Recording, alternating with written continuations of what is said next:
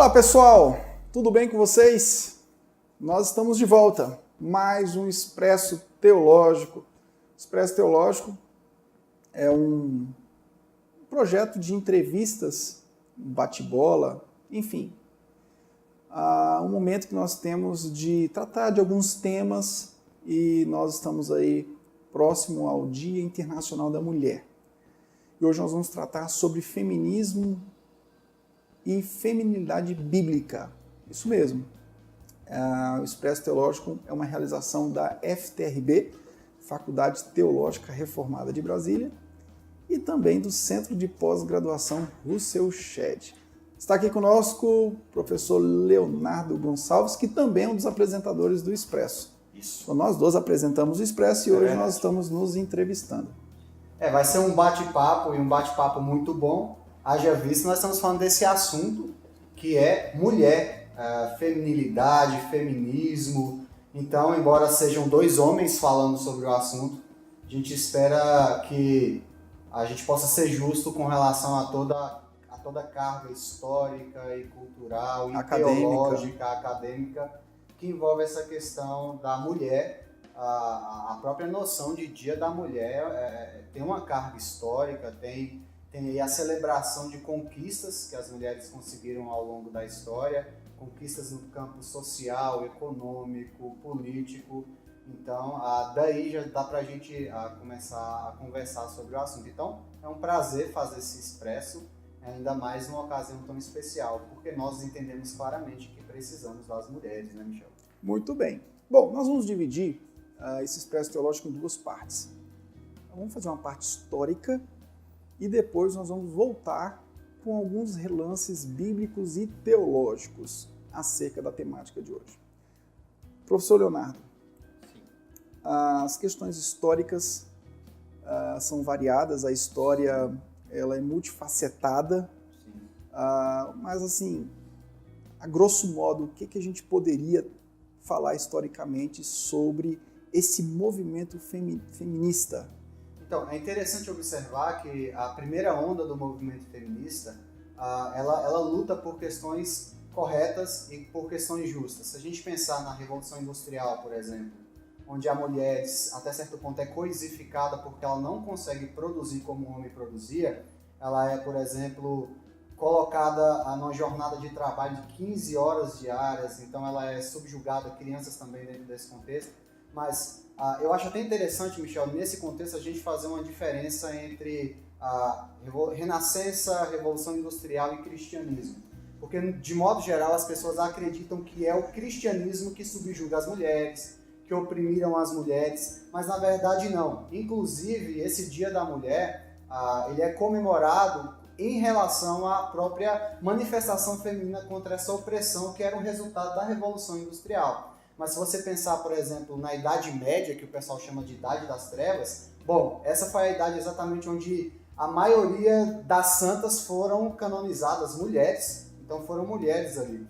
Se você pensa, por exemplo, na nomeação das rainhas da França, elas eram nomeadas e coroadas da mesma forma que um rei, e inclusive elas exerciam poder. Nós temos, inclusive, o relato da Regine Pernald, que vai falar que essas mulheres não só eram coroadas da mesma forma, ela é uma historiadora francesa, mas elas também exerciam o mesmo tipo de poder e autoridade que os reis exerciam na França durante esse período que é considerado o período da Idade Média.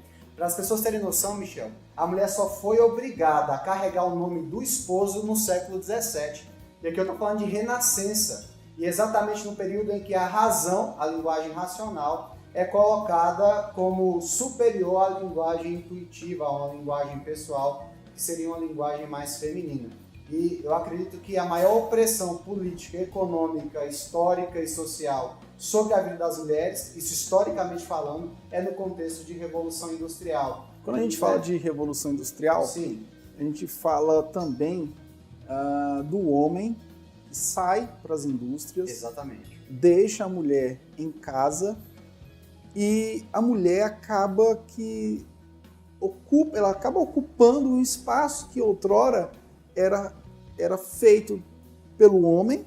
Sim. Na complementariedade da mulher. Então o homem e a mulher trabalhavam juntos no comércio. Exato. Os filhos iam para a escola. Isso. voltavam à tarde ou horário invertido, e em um momento os pais trabalhavam juntos, e em outro momento os pais e os filhos trabalhavam em conjunto. Esse era o retrato antes da Revolução Industrial, como você falou. Depois da Revolução Industrial, a mulher tem que ocupar uma função religiosa, ela tem que ocupar a função de educação dos filhos no tocante às disciplinas escolares, ao ponto de alguns pastores do século XIX dizerem que a mulher é a coluna do lar no tocante à espiritualidade. Se você olhar a espiritualidade hoje, quando a gente olha as igrejas, por exemplo, as mulheres, em muitas comunidades, as mulheres são quase que aquelas que carregam as suas famílias. Dorsal, né, o marido que até gosta do pastor, gosta da equipe de louvor, gosta da igreja, mas ele diz, vai lá, mulher, pega as crianças, vai para a igreja que eu vou ficar aqui assistindo meu jogo de futebol. Sim. Esse era o retrato depois da Revolução Industrial. Sim, e é interessante observar que a Revolução Industrial, e não só a Revolução Industrial, a própria Renascença antes da Revolução Industrial, que a gente está falando de século XVIII e XIX, Revolução Industrial e Renascença século XVII, é importante observar que dentro desse contexto racionalista e tecnicista, o homem de fato ele se sobreporia à mulher, porque a mulher ela usa já, isso já faz parte da própria natureza da mulher, uma linguagem mais pessoal, a mulher está mais interessada na qualidade do que na quantidade, o homem ele é mais tecnicista, o homem ele é mais habilitado para a indústria do que a própria mulher. Então, dentro desses termos, a mulher não produz o que um homem produz a nível de indústria no contexto. Então, a mulher ela já era subjugada dentro desses termos. Você não é capaz de se medir comigo, que sou homem, que tenho condições de produzir mais do que você. Então, é exatamente nesse contexto de revolução industrial, nesse ambiente fértil, que a mulher é oprimida economicamente, socialmente, politicamente. Então, é um contexto em que, se nós pararmos para avaliar, e talvez a gente entre logo nesse aspecto na noção cristã da mulher, completamente... seria uma ignorância você acreditar que a visão cristã é que oprime a mulher diante de fatos históricos. Então, é fato, o mundo se tornou machista, gelado e impessoal. Sim, se tornou porque até as mulheres passaram a se medir de acordo com a ótica masculina.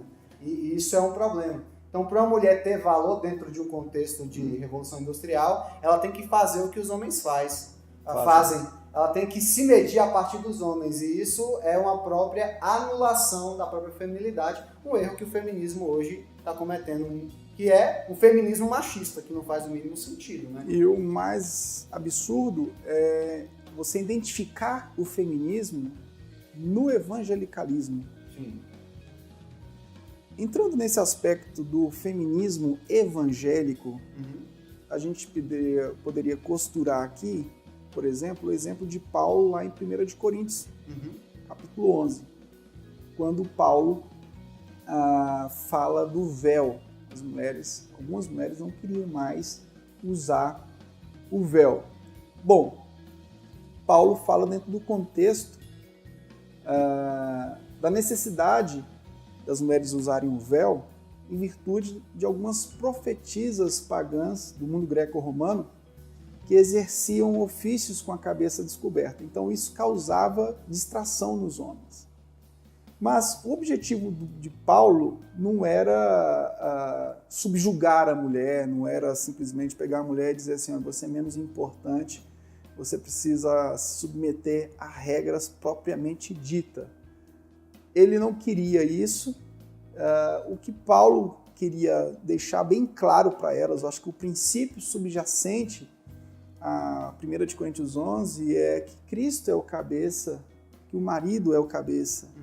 Então tem uma simbologia de mostrar quem é o cabeça e a função de cada um no próprio corpo de Cristo, né? Então a resposta de Paulo não rebaixa a mulher, mas realça o valor que ela tem que ter e dignifica o valor dela, independentemente de um movimento de liberação. Sim, e é interessante essa questão do homem ser o cabeça, porque até o John Stott vai falar que a posição de cabeça não tem relação com hierarquia, ou de ser melhor ou menor, mas o homem é o cabeça no sentido de que ele é o responsável.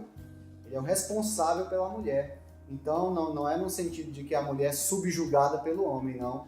é no sentido que o homem se torna responsável por cuidar, por prover, por dar toda a assistência que a mulher necessitaria dentro desse contexto. Não tem nada a ver com a mulher ser inferior ao homem ou coisa do tipo. E Paulo também vai tratar, no versículo 2 a 16 do capítulo 11 de Coríntios, a questão das diferenças. E essas diferenças devem ser reconhecidas. Sim. E devem realçar os papéis de cada um.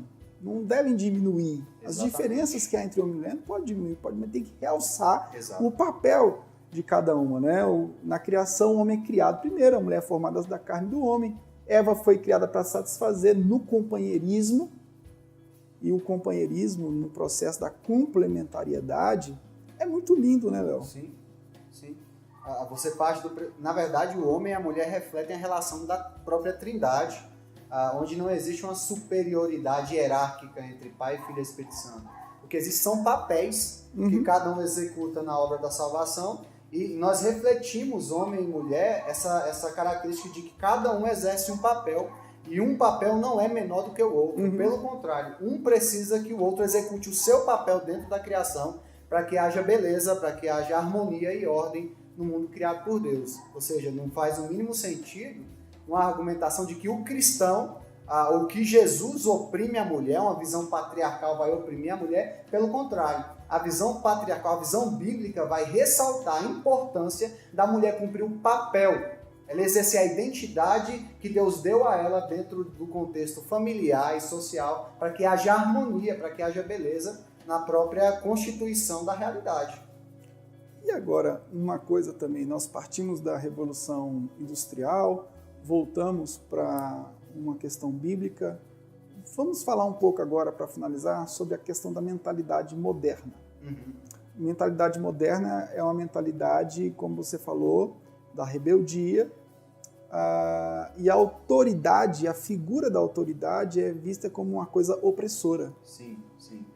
Essa leitura que se faz de autoridade, de não se submeter ou entender a submissão como uma coisa autoritarista, você tem que fazer o que eu quero, essa é uma visão moderna. É uma visão que é fruto de uma percepção de opressão e de uma nova leitura que se faz dos termos, ou até de uma nova hermenêutica do próprio texto bíblico, que não considera a intenção do autor ao escrever o texto bíblico, por exemplo. Então, dentro da Bíblia, qual é o símbolo de autoridade? É serviço. Então, quando o homem exerce autoridade sobre a mulher, quando ele serve a mulher, e quando a mulher é submissa, quando ela decide se submeter ao homem por vontade própria, não é forçado, e ela faz isso por amor a Jesus Cristo. Então, o homem ama a mulher e serve a mulher, exerce a sua autoridade quando ele serve a mulher. E a mulher glorifica a Deus quando ela se submete voluntariamente ao homem. Ou seja, não é uma submissão opressora, como a gente falou. Quer dizer, é uma diaconia no relacionamento entre homem e mulher, né? Uma visão do serviço cristão, isso, né? É complementariedade mesmo. Ou seja, se a gente pensar em dois tipos de linguagem, o homem tem uma linguagem mais intelectual e objetiva. A mulher tem uma linguagem mais pessoal, mais afetiva. Ou seja, se você constrói o mundo, com base só naquilo ou nas características singulares do homem, você tem um mundo impessoal, que é o que nós temos hoje, porque na Revolução Industrial, isso categoricamente eu acredito nisso, a mulher foi subjugada e as qualidades da mulher também. Como revolta, talvez ela não soube dar essa resposta. Ela falou bem assim, então, para eu ser valorizada dentro dessa sociedade que é machista, eu tenho que ser igual ao homem e fazer o que ele faz. Só que isso, na verdade, é um tiro no pé. É um tiro no pé das feministas dos nossos dias. Porque para uma mulher ter um feminismo autêntico, ela tem que, através, inclusive, da visão, vamos falar da Bíblia, da visão judaico-cristã, perceber que a mulher, com as suas particularidades, tem uma função primordial na constituição do mundo, que é a sua pessoalidade, que é a sua facilidade de ter relações pessoais. Nós, por exemplo, nós temos uma facilidade muito grande de conjecturar coisas a nível técnico e teórico e pontuar. A mulher ela é mais pessoal, ela traz um olhar mais afetivo e pessoal para as nossas relações. Então, se a mulher entender que a sua missão está atrelada ao resgate da identidade bíblica, que é a importância do papel da mulher na construção da realidade, ela vai ver que, invariavelmente, o cristianismo, pelo contrário, não oprime, mas demonstra claramente que o mundo construído só dentro da característica masculina é um mundo opressor. E não é disso que a Bíblia fala. Então, nós, Michel, precisamos das mulheres. Sim. E a espiritualidade, a gente podia concluir falando sobre isso, a espiritualidade genuína não é uma questão de oprimir as mulheres e nem, por outro lado, das mulheres se liberarem em relação à visão opressora. Sim. Mas, na verdade, é uma espiritualidade que busca interdependência, uma complementariedade, sim, em vista dos papéis distintos. Sim, sim. E eu percebo também, na prática pastoral, como você é pastor também, que muitas mulheres que exercem sua espiritualidade cristã e têm posições, por exemplo, de criação dos filhos, de organização no lar, às vezes elas têm maridos omissos, maridos que foram embora com outras mulheres. Essas mulheres, elas não queriam ocupar aquela posição. Elas ocupam porque não tem outra forma. Sim. Não tem outro jeito, mas a prática nos ensina que muitas dessas mulheres, elas queriam, de fato, ter alguém para ocupar o espaço que elas não gostariam de estar ocupando. Sim. A verdade, eu entendo, eu percebo que pela questão prática de já ter ouvido, de já ter acompanhado, é que elas não gostam, muitas vezes, de ter essa função de cabeça. Elas não têm outra opção. Não tem outra opção. Ou seja, na verdade, o feminismo é uma resposta à falta de masculinidade bíblica. Justamente. Então, claramente, nós temos um problema em se tratando de... Os homens oprimiram a mulher historicamente, sim, a gente viu isso, enfim, a gente não nega isso.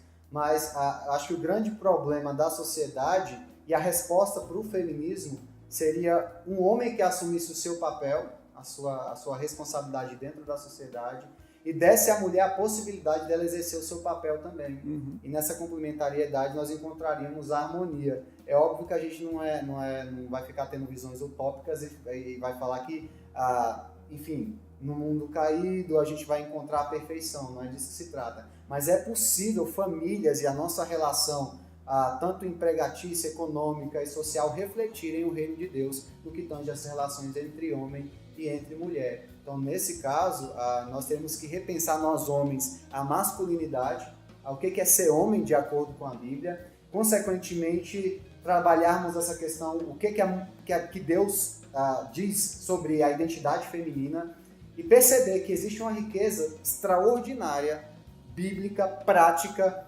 para as nossas relações pessoais no que tange a homem e a mulher. Então não adianta ficar brigando, porque quando uma pessoa é opressa, existe outro movimento que luta contra a opressão. Quer se liberar da opressão? Consequentemente, ela vai se tornar um movimento opressor. Uhum. Que é o que a gente está tentando aí, o movimento feminista de terceira onda, quer definir até o que é ser homem agora. Uhum. Ou seja, você sai de um aspecto de oprimido para oprimir, não resolve a situação, quando a situação é isso que você falou, pastor Michel, é complementariedade, é perceber os seus papéis e desenvolvê-lo. A realização, para finalizar, seria não necessariamente em inverter os papéis ou se liberar de uma suposta opressão, mas a realização seria em ser quem somos e o que somos. A mulher é importante, não apesar de ser mulher, mas por ser mulher. Exatamente. A gente podia concluir com isso, né? Sim. Desejar um feliz Dia das Mulheres, o Dia Internacional da Mulher. E você é importante não apesar de ser mulher, isso, mas porque você é mulher e tem um papel bíblico definido para a sua história. E não menos importante. Não menos importante. É aí que está a chave da feminilidade bíblica. Sim. Não menos importante. A gente precisa tratar isso, e quando Paulo trata isso em 1 Coríntios 11, Paulo está falando, num contexto geral, da natureza da igreja. A natureza da igreja, segundo a teologia de Paulo aos Coríntios, a carta de Paulo aos Coríntios, vai tratar justamente da importância do corpo, o papel de cada membro do corpo, e dentro desse contexto vai trabalhar do papel do homem e da mulher no corpo de Cristo Jesus. Exatamente. Léo, foi bom? Vamos em frente? Vamos seguir. E aguardem novidades, gente. Está chegando muitas novidades. Fique com Deus. Até o próximo Expresso Teológico. Em breve nós lançaremos nossa revista acadêmica, tá ok? e vem coisas boas por aí. Um abraço. Grande abraço para vocês. Até a próxima. Tchau, tchau. Tchau, tchau.